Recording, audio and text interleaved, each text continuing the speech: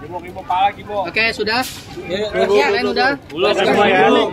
Bang Teddy. Sudah nih. Bos, HP lu dulu ini. Ya belum? Ya. Oke, Bang, izin Bang terkait laporan tadi pasal apa dan siapa yang dilaporkan, Bang? Jadi hari ini ya kita melaporkan tadi inisial LG ya. Karena ini dianggap kita kejahatan yang serius, ya, kejahatan terhadap eksploitasi anak, kekerasan psikis. Itu tidak hanya diatur oleh hukum kita, hukum positif kita, tapi ini menjadi konvensi internasional. Ya, anak punya privasi untuk tidak dipublikasi melalui media. Tidak harus fotonya dipang-pang, namanya diangkat ke media, dan distigmatisasi atas apa misalkan perilaku orang tuanya. Itu tidak boleh sama sekali. Dan itu diatur oleh Undang-Undang Perlindungan Anak. Apalagi setelahnya didistribusi melalui elektronik. Artinya selain Undang-Undang Perlindungan Anak, juga kita laporkan Undang-Undang ITE. Dan hari ini kita sudah laporkan resmi. Ya, sudah laporkan resmi, inisial terkait. Mudah-mudahan ini menjadi pelajaran bagi kita semua. Siapapun warga negara untuk sama-sama melindungi anak bangsa, anak Indonesia. Bukan hanya anak Ahmad Dhani dan Mulan Jamila, bukan. Tapi kita sama-sama melindungi anak di bawah umur anak Indonesia. Ini pelajaran. Apalagi disinyalir yang bersangkutan terlapor pendidikannya tinggi. Ya. Pendidikannya tinggi. Katanya sampai S3.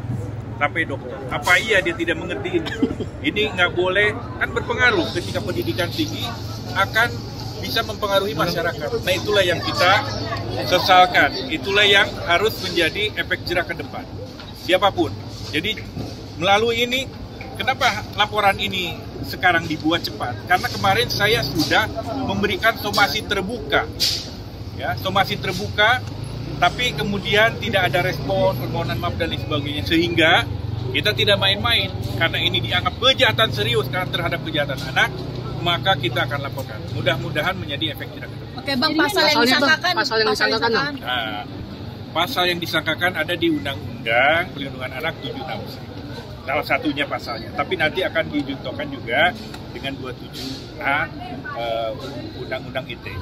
Selain itu ada beberapa pasal mungkin berkembang di penyidik nanti, karena kan ini temuan awal, ya. Dan itu tidak main-main jeratannya, minimal 5 tahun. Ya. Jadi ini kejahatan serius kalau kemudian nanti memenuhi unsur, dan kita sangat yakin bahwa yang bersangkutan pelapor ini melakukan ya dugaan tindak pidana tadi. Makanya kita menyerahkan selanjutnya kepada penyidik di kepolisian untuk melakukan penyidikan terhadap perkara ini. Kehadiran KKAL, kehadiran KKAL sendiri mungkin? Adanya KKAL itu hari ini, KKAL Gajali itu beliau mendampingi orang tuanya sekaligus menyatakan kesiapannya sebagai saksi apabila diminta dan memberikan identitas diri. Jadi apabila diperlukan ke depan ini sebagai saksi, dia siap. Karena sebetulnya dia sendiri yang akan melapor.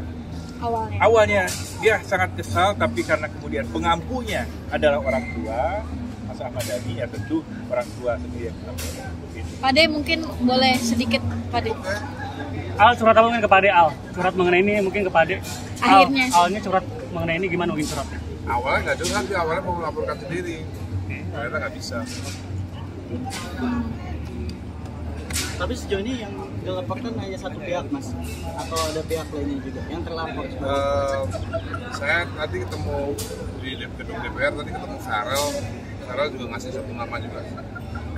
Akan dilaporkan lagi? Buya juga maksudnya juga memberikan akun-akun yang dianggap begitu. Netizen kah atau mungkin public figure juga tuh gimana? Atau sebenarnya netizen yang pansos aja sih sebenarnya.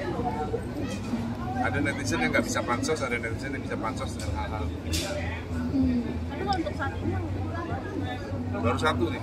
Akan Terus menyusul Farel tadi kasih nama satu lagi tadi, barusan banyak. public figure atau Inisial ada mungkin Pak De, inisial. Nggak tahu saya, belum buka. Pak De ini mengaitkan dengan konflik dengan Bunda Maya terdampak. Ya semuanya ini kan berawal dari gosip dan fitnah awalnya kan. Jadi kalau ditelusurin, kalau tadi ditanya sumbernya calon tersangkanya ini, nanti kalau ditanya sumbernya berita dari mana dia, jadi dia juga nggak bisa membuktikan tentang keabsahan berita itu. Jadi si Dr. LG ini dia hanya mengambil sumber dari berita gosip dan berita fitnah.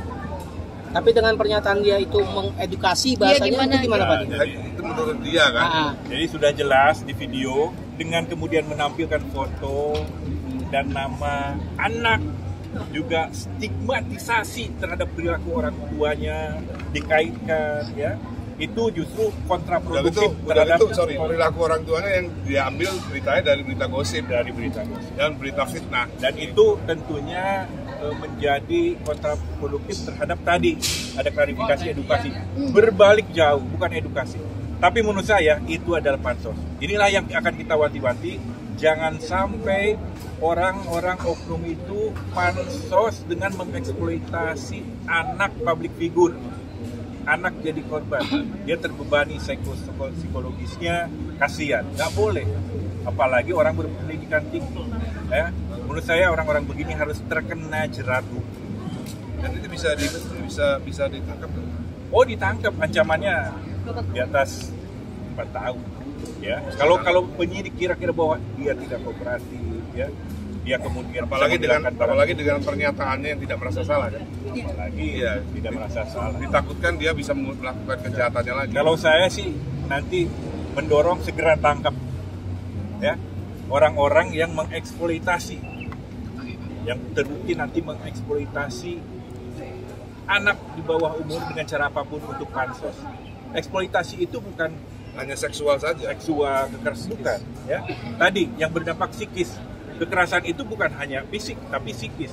Kekerasan yang sifatnya verbal, non-verbal. Juga untuk media, jangan kalau ada berita, jangan menampilkan fotonya.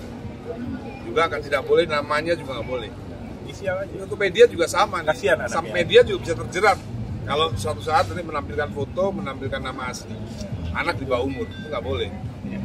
Ini dampak karena uploadan video KD kompilasi maknya Safea dan Ali terdampak. Enggak, sebelum itu.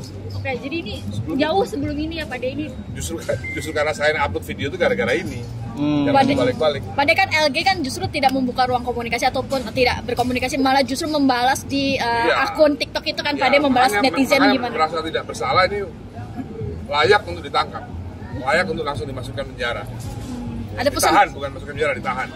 Ada pesan Pak De buat LG sendiri Pak De yang justru Pak De selain KKL, KKL sama dia sendiri respon tanggapannya sendiri. Ya semua lah, mereka pasti belain adiknya. Berarti Bang ada berapa saksi selain KKL sendiri yang disiapkan? Ada dua. Satu lagi saksinya Bang? Satu lagi ada inisial M, ya. Inisial M. Bukan Mulan Jamila tapi bukan. Bukan MJ, bukan. Bukan MJ ya Bang? MM ini. Pak De untuk Mbak Mulan sendiri mungkin pendampingan untuk Safea dan Ali sendiri di saat momen-momen seperti ini. Alhamdulillah teman sekolahnya Al support, teman sekolahnya Via support Via. Kalau Mbak Mulan gimana? Kondisi Mungkin Mbak Mulan seperti apa dengan adanya pembulian terhadap anak-anak Pak De? Ya kita semakin ini aja lah, terus nempel terus ke Via. Pada mengenai kompilasi video belum ada tanggapan dari pihak sana, mungkin gimana kompilasi video dan gibah kata Pak De, kan harus ada ya, makanya klarifikasi dari sana. Kalau tidak disangkal bahwa itu fitnah, ya berarti fitnah, gitu aja udah.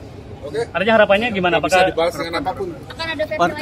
Akan ada video lain katanya. Ya nanti tonton aja part 3 Pak De. Podcastnya Densu nanti malam. Pak De mungkin mengenai berarti akan terus berlanjut Pak De.